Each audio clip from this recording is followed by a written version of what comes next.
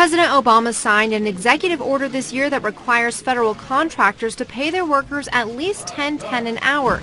And now he's putting pressure on Congress to raise the minimum wage across the country, across the board.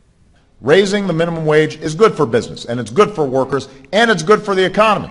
Democrats side with Obama, saying it'll lift working Americans out of poverty and is good for businesses' bottom lines. But Republicans say paying workers more will stress small businesses and cost jobs.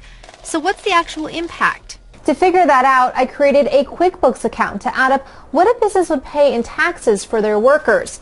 I created payroll for an employee of a retail shop. First, the site calculated how much that person makes per paycheck at a wage of $7.90 an hour based on a tax withholding of $2 from that employee. The gross wage is $632. That adds up to over $16,000 a year. Here's what it breaks down to for the business. The retail shop would cover 7.65% of the employee's salary in FICA taxes. That stands for Federal Insurance Contributions Tax. Essentially, they're federal taxes to collect Social Security and Medicare. So for that one employee, the business pays over $1,200 a year in FICA taxes at a wage of $7.90 an hour. If the wage goes up to $10.10, those FICA taxes go up to $1,600. That's a $350 a year difference.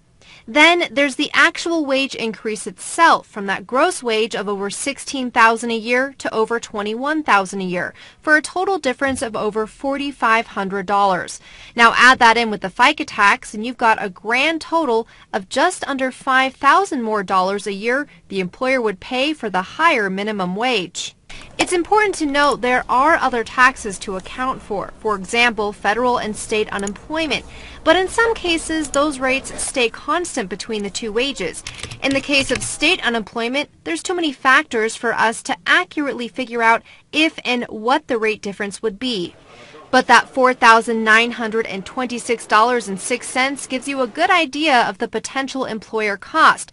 And of course, the more workers a business has, the more the numbers go up. Bottom line, businesses would have to make up for those costs one way or another. In Bozeman, Lauren Mashmitt, NBC Montana.